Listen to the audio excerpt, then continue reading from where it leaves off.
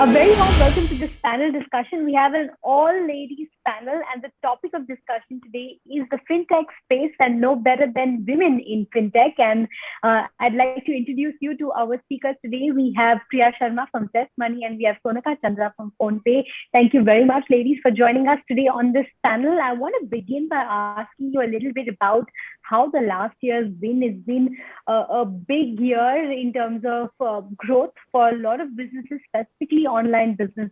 And I'd like to know how your journey has been in each of your companies. And I want to begin with you, Sonika. Yeah, it has been a really interesting year, and as you rightly mentioned, especially for for us in the payment space, it's been great. And I would actually point out it's not just online payments. I think a few of the things that we saw was that payments in every sphere has kind of really taken off. So as digitization across different use cases has gone up, so has payments in every different parts of it. Merchant payments have seen the biggest jump for us, right? So the payments happening at the kirana stores or at your whether it's a neighborhood store or an online store, everywhere we saw an increase in payments. Different use cases saw a massive increase, right? So people making, whether they are paying their bills, whether they're recharging their phones, or they're making donations, or they're booking their gas, or any sort of use case, like buying fast-tag, recharging fast-tag, whatever. All sorts of use cases saw an increase. And I think part of it, so that was, I think, like a hard reset for our for consumer behavior, in terms of getting used to using the digital payments in all spheres of life. And we saw that reflected actually across the board. And the most interesting trends came from the tier 2, tier 3 cities, and that's where we saw the large massive spikes. So it's actually been like a really interesting year from a learning experience, from a growth. Absolutely, the spikes in growth have been incredible, and it's kind of a testament to the fact that India is on a digital trajectory right now. Right, Priya, you'd like to come in to talk a little bit about how Zest Money's grown over the last year? So yes, we have also grown tremendously. Definitely as one of the key, I think this is almost like a paradigm shift in consumer behavior that we have seen and witnessed, firsthand over the last, I'd say, 12 or 18 months, primarily driven by obviously COVID and then the lockdowns. But we do feel that this is a positive and not changing, move towards digital, right? And definitely UPI and payments has kind of led the way. And for us at Zest Money, we are within fintech, we are very focused on credit.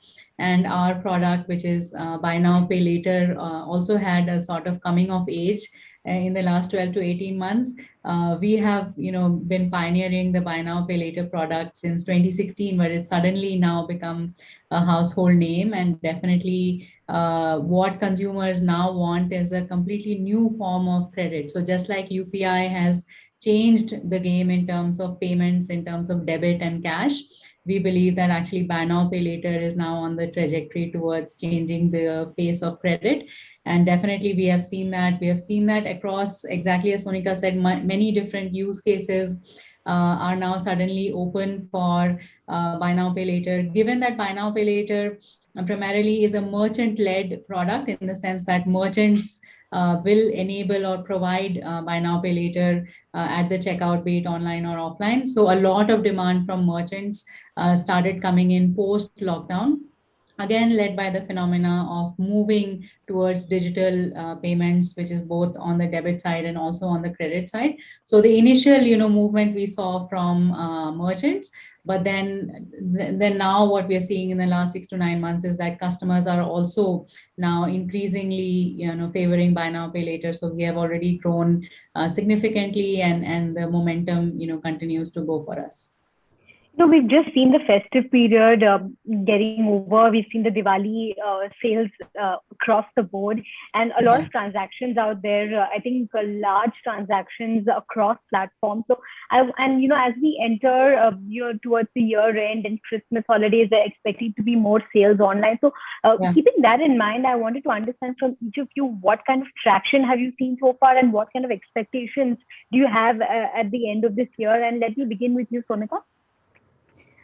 So I think, I mean, so not just Diwali, right? Not just the festival. I mean, we see the spike for IPL and, during the cricket. So it's kind of been one after the other, right? The event. So, I mean, definitely seen a spike in terms of, spending and, the events also that are led out by the online, companies that are running sale events and all the rest of that. So, we've definitely seen that. We do believe that going towards the next quarter, Q4, we will see a continuous growth trend because and it's largely driven by a pent-up consumer demand and different segments too, right? Travel's opening up. So we see a lot of demand in that. And so as more and more sectors open up, as people become more and more comfortable about these things, the demand's continuously going up across different segments. So we see a continuous growth trajectory. Yeah, absolutely. So I absolutely echo what Sonika just said. So this Diwali was definitely, I would say, kind of a revenge, shopping, Diwali.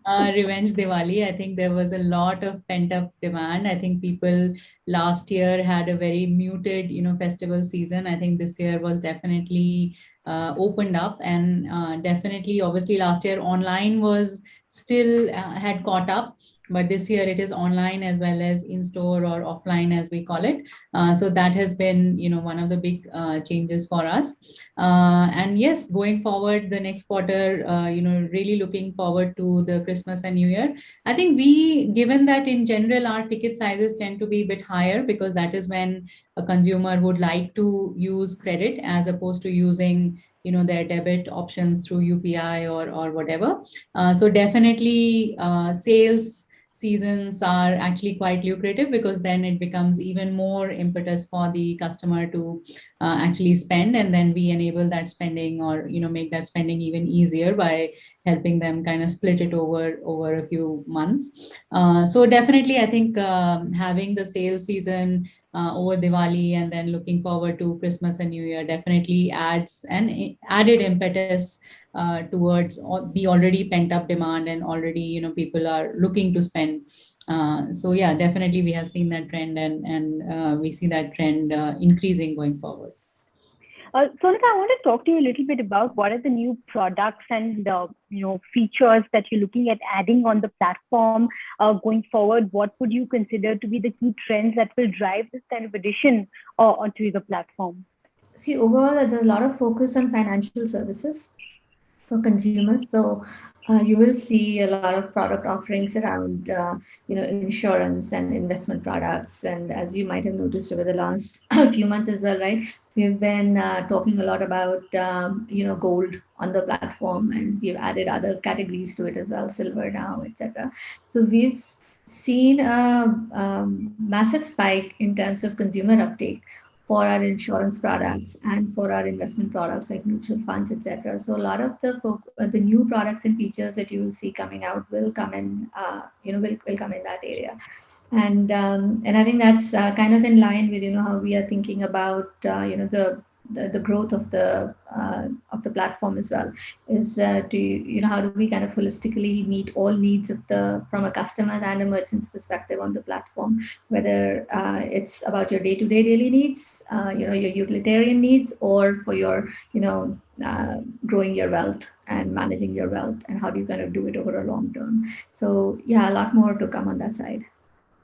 Right, Priya, I want to talk to you also a little bit about what the trend is going forward. Are there new features and products that you'll be adding onto your platform? What's in the pipeline? Yes, absolutely. So we're very focused on credit. So within credit, we have many different, forms of credit that we have been working on. We have recently gone live with our what we call as Bolt product, which is our very short-term product, which is a 30-day product that enables a customer to pay bills and use it over food and groceries and very short and small ticket size use cases. For us, one of the big pieces of investment this year and over the last 12 months has been our in-store offerings. So we are increasingly, penetrating offline. We are not just online, which was how we started. So increasingly doing a lot more on the in-store side of things.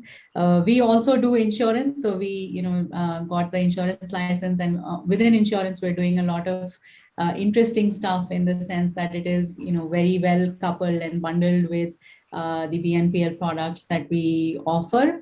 And yeah, we are continuing to look at other credit products, such as personal loans and various other forms of credit. So if you look at us as a company, as a fintech company, we tend to be a lot more focused towards credit and solving, enabling credit through various touch points and through various in various ways. And that continues to be our focus right now. Right. I can't let the two of you go without giving us some numbers and some targets that you have in mind. So, what kind of year-end targets are you working on for each of the businesses? Let's begin with you, Priya. Yeah, so we're looking at like a 20x kind of growth from here on. I think BNPL as a segment is still small if you look at the entire, what is happening within the fintech space, and definitely if you compare with the likes of PhonePe and Google Pay and all the rest of it. So we are still small, but we're looking at a 20x kind of a growth. From our perspective, we're still building our networks, be it online or offline. So we continue to do that. Safe to say that yes, the numbers that one is looking at is in multiples of where one is today. I think, we are, from a transactions perspective, we are already, close to a 2 billion transactions a month number right now. So I think we hope to continue growing, and, it's encouraging to see, more and more customers. We see a good increase in the number of registered customers on our basis. So we are seeing an increase in registered customers. We are seeing an increase in TPV. In the number of times customers are coming to the platform transacting. So I think all of them are showing an upward trend. And I think as we look at an overall goal, right, of going up from the the 350 million base that we have today to the next large tranche of customers, the goal is to kind of see what are the types of products and services that we can bring onto the platform that can make this meaningful to for a much larger base. In India, like this, I think we've said this a lot of times. Sameer has said this a lot of time. Our CEO, that this, we want this to be an app for 1 billion people. So the goal is to kind of go towards that. Right, I'd agree with what others say, that women are cryptic in their answers, and both of you have clearly been very cryptic in disclosing your targets. But we'll take it at that. And thank you very much for joining us on this panel. We'll read between the lines, and we hope to connect with you soon to get some final numbers and growth trends going forward. Thanks so much for your time, and thanks so much for being a part of the Daily Dispatch.